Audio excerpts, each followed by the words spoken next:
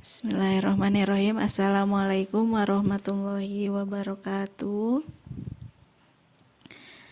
Alhamdulillah, anak-anak ibu sekalian, siswa-siswi SMA Negeri 2 Garut. Pada video kali ini ibu akan melanjutkan materi mengenai fikih ya, kompetensi dasar mengenai fikih yang berisi haji, zakat, dan wakaf. Ini yang materi berikutnya yaitu mengenai wakaf. Namun sebelum itu ibu akan mereview materi sebelumnya mengenai zakat ya. Zakat atau hikmah ya, utamanya hikmah dari zakat yaitu untuk mensucikan diri kita kalau zakat fitrah, dan untuk mensucikan atau membersihkan harta kita kalau zakat mal, dan membayar zakat ini suatu kewajiban dan bukan sunnah ya.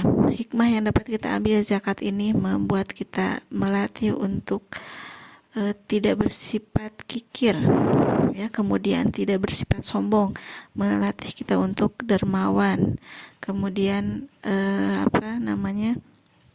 meningkatkan atau mengurangi kesenjangan sosial antara satu orang dengan yang lainnya, antara si kaya dan si miskin.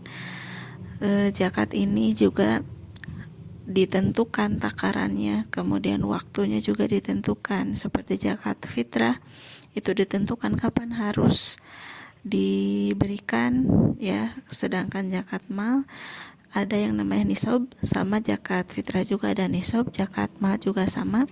Yang tentu harus kita pahami perbedaan masing-masing dari benda-benda yang sudah dizakatkan tersebut ya. Utamanya kalian mengerti ukurannya, khususnya zakat fitrah lah yang rutin setiap tahun dikeluarkan, dan itu wajib bagi setiap orang tidak terkecuali.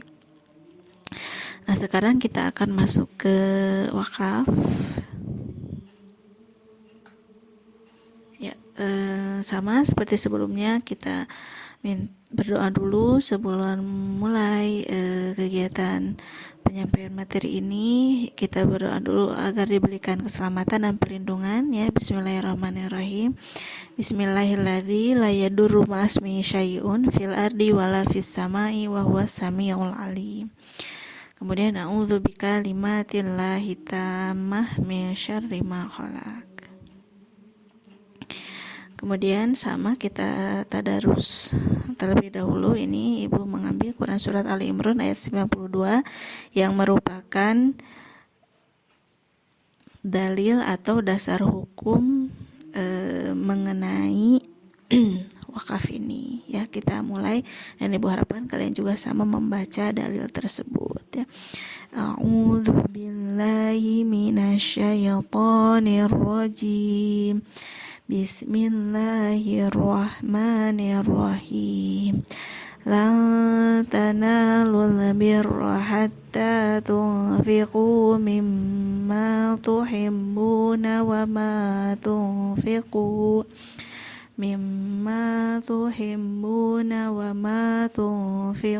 min syai'in fa innallaha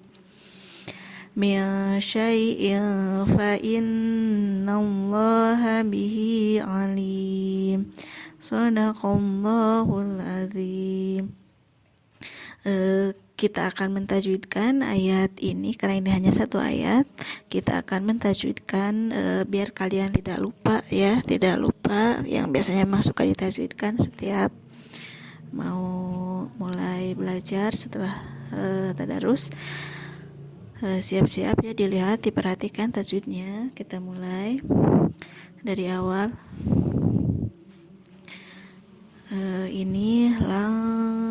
Ini ifa ya, nun mati menghadapi huruf ta. Kemudian tanalu, nah ini mad tabi'i atau mad asli.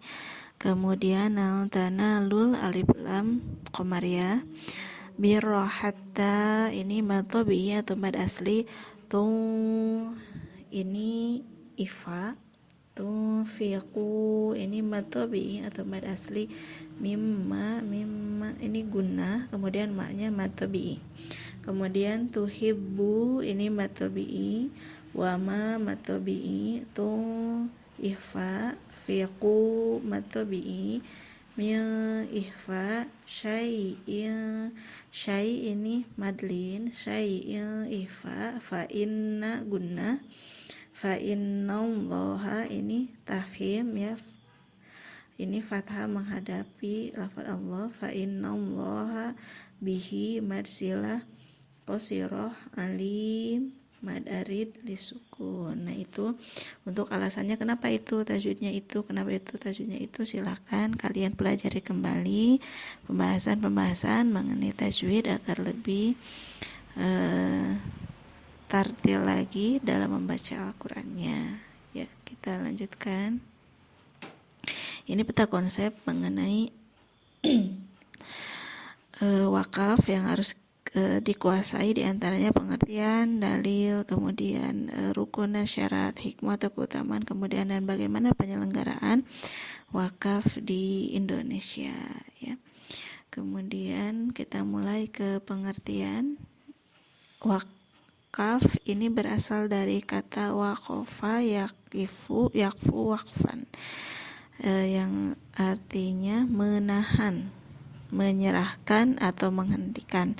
Ya, ini juga sama mirip dengan waqaf di dalam kaidah ilmu tajwid. Di dalam membaca Al-Quran, waqaf itu kan berhenti. Maksudnya ini juga sama, waqaf itu artinya menahan diri atau menghentikan ya, menahan diri atau menghentikan.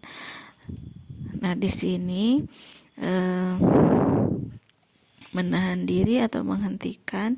Nah, kalau secara istilah yaitu menyerahkan barang yang bersifat kekal zatnya kepada seseorang atau yayasan atau lembaga untuk diambil manfaatnya dengan tujuan mendapatkan pahala kebaikan dari Allah Subhanahu wa taala. Jadi kita wakaf itu menahan, menghentikan diri kita untuk mengambil manfaat dari barang-barang yang sudah kita serahkan ya untuk dimanfaatkan di jalan Allah. Jadi kita berhenti, stop, menahan diri untuk tidak menggunakan barang yang memang sudah kita niatkan, kita serahkan dimanfaatkan untuk di jalan Allah ya. Di sini di antara ini ada bangunan, kemudian ada uang, kemudian ada barang-barang elektronik. Ini diberikan yang bertujuan untuk kemanfaatan orang banyak ya, untuk mendapatkan pahala kebaikan dari Allah Subhanahu wa taala. Kemudian ini yang berikutnya tadi dalil yang sudah kita baca, yang artinya kamu sekali-kali tidak sampai kepada kebajikan yang sempurna sebelum kamu menafkahkan sebagian harta yang kamu cintai, dan apa saja yang kamu nafkahkan maka sesungguhnya Allah mengetahui ya. Jadi kebaikan yang kita lakukan ini belum sempurna sampai kita bisa menafkahkan atau mengeluarkan ya, menyerahkan harta yang kita cintai. Memang ini sesuatu yang sulit ya, kita harus menyerahkan yang harus kita cintai, barang yang kita cinta untuk diberikan di jalan Allah ya. Tapi ini perintahnya. Kemudian rukun wakaf yang pertama yaitu wakif. Wakif itu adalah orang yang berwakaf ya, orang yang mengeluarkan wakaf ya. Kemudian berikutnya maukuf. Maukuf itu barang yang diwakafkan ya, barang yang diwakafkan. Kemudian berikutnya yaitu maukuf alaih, tempat berwakaf. Bisa tempat berwakaf atau kemana kita menyerahkan harta wakaf itu disebut dengan maukuf alaih ya. Kemudian ucapan atau ikrar penyerahan wakaf. Nah ini rukun wakaf. Seperti kita ketahui bahwa rukun itu hal-hal apa saja yang harus ada dalam pelaksanaan suatu kegiatan dalam fikih ya. Di antaranya tentang wakaf ini yaitu ada wakif, ada maukuf, ada maukuf alaih, dan ada ucapan atau ikrar ya, penyerahan wakaf. Nah ini Kita cek barang apa saja sih yang diwakafkan. Ya, yang pertama berdasarkan Undang-Undang Nomor 41 Tahun 2004 ini ada benda tidak bergerak dan benda bergerak. Ya. Nah, apa saja benda tidak bergerak yang bisa kita wakafkan? Yang pertama, hak atas tanah sesuai dengan ketentuan peraturan perundang-undangan yang berlaku. Jadi, wakaf itu sifatnya memang menyerahkan benda yang memang kekal sifatnya, ya. Kemudian yang kedua, bangunan, ya, atau bagian bangunan. Maksud bagian bangunan itu contohnya kamu memiliki apartemen, itu kan bagian dari sebuah bangunan, kemudian diwakafkan. Nah, itu juga bisa tidak bergerak. Kemudian tanaman dan benda lain yang berkaitan dengan tanah. Jadi contohnya mewakafkan tanah beserta dengan isi-isinya, pohon-pohon yang ada di sana. Kemudian hak milik atas satuan rumah susun. Kemudian benda tidak bergerak lain sesuai dengan ketentuan syariah dan peraturan perundang-undangan yang berlaku. Itu benda yang tidak bergerak. Kemudian benda bergerak apa saja? Pertama, uang. Uang itu bisa diwakafkan, ya, tentu dengan cara menyetorkan ke bank syariah yang telah ditunjuk, ya, dan ada nanti bukti sertifikat wakaf uang. Kemudian logam mulia, ya, logam mulia. Kemudian surat berharga, ya, surat berharga, kendaraan, misalkan mewakafkan ambulan, ya. Kemudian hak atas kekayaan intelektual, contohnya hak paten, royalti, pembuatan buku, ya. Kemudian hak sewa, kamu misalkan punya perumahan kemudian disewakan dan hasil dari penyewaan rumah itu kamu wakafkan kepada, ya, di jalan Allah, ya. Kemudian benda bergerak lain yang sesuai dengan ketentuan syariah dan peraturan undang-undang yang berlaku. Oh ya, sebentar. Nah, tadi barang yang diwakafkan, ya. Kemudian sekarang, oke, maju dulu. Nah, ini syarat wakaf, ya.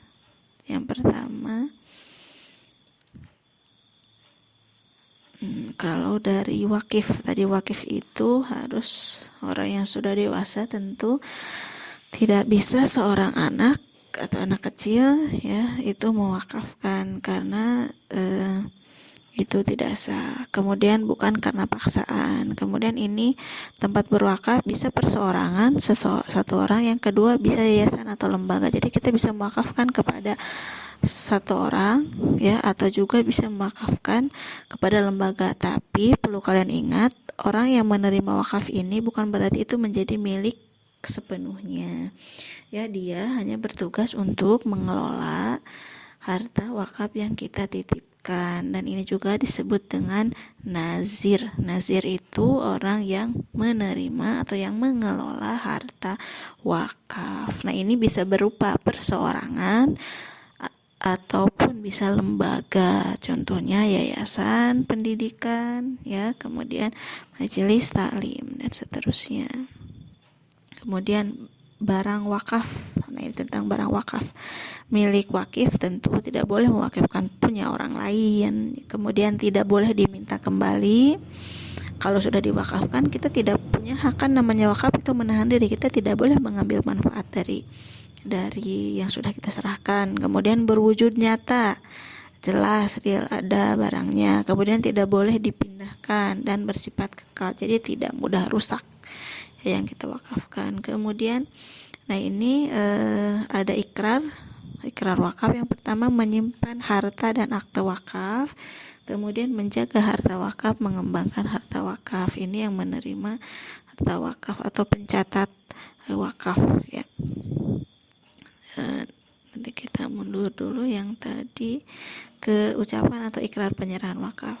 Nah, dalam rukun wakaf ada yang namanya akta ikrar wakaf. Jadi bukti bahwa kita memang menyerahkan tanah atau benda yang akan kita wakafkan itu harus tertulis, ya, tidak hanya sekedar ucapan bahwa saya menyerahkan sebidang tanah ini untuk dipergunakan membangun masjid, misalkan untuk membangun sekolah, untuk jalan, tapi harus tercatat. Nah, untuk apa sih ini harus tercatat? Di antaranya agar nanti ahli waris tidak menggugat atau tidak mengambil kembali, gitu. Nah, ini ada Nah, di sini ikrar wakaf itu di dalamnya ada tentang keterangan mengenai wakif yang mewakafkan. Nah, ini kemudian ada nazir yang menerima wakaf, dan pelaksanaan wakaf ini, ya akta ikrar wakaf ini dilakukan di hadapan PPAIW. PPAIW itu adalah pejabat pembuat akta ikrar wakaf, yang dalam hal ini yaitu kepala kantor urusan agama ya setempat, ya kepala kantor urusan agama setempat, seperti itu. Kemudian ya, kembali lagi yang tadi, ini tadi syarat-syaratnya sudah.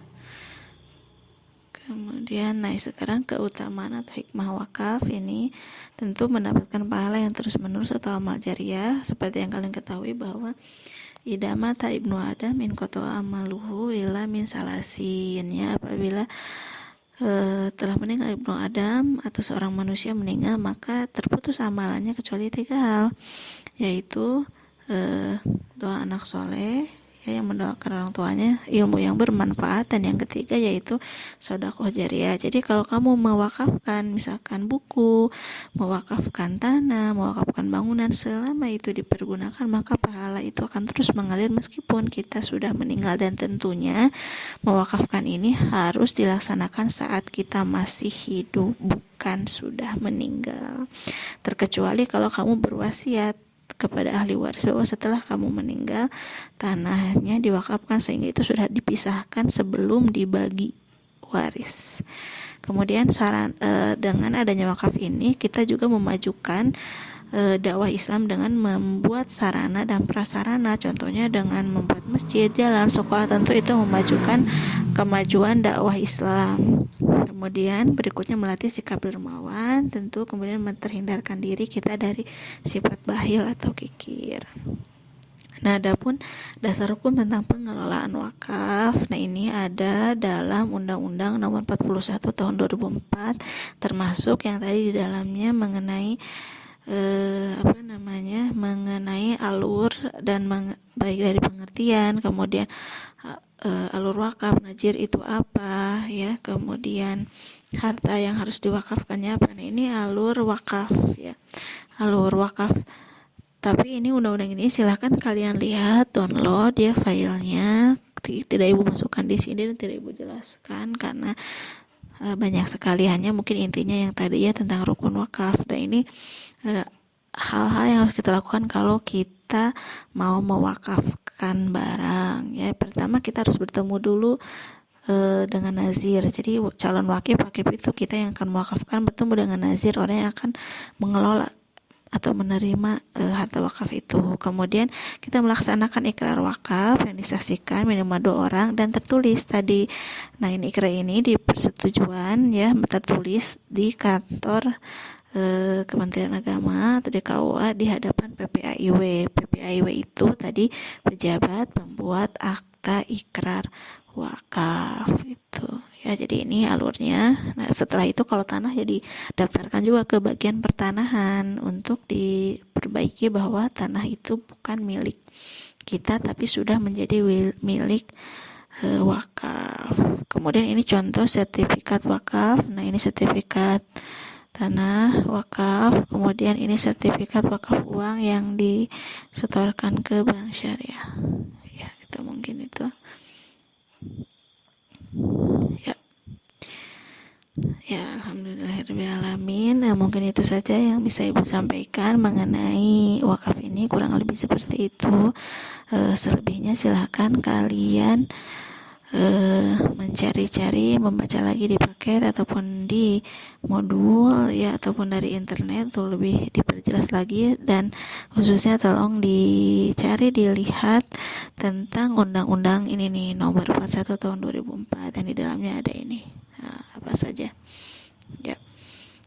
Mungkin itu saja, mudah-mudahan bermanfaat. Silahkan kalau ada pertanyaan kemudian berpendapat di kolom komentar dengan mencantumkan nama dan kelas dengan jelas. Kemudian Silahkan menjawab pertanyaan teman, berdiskusi di kolom komentar tersebut ya. Terima kasih. Assalamualaikum warahmatullahi wabarakatuh.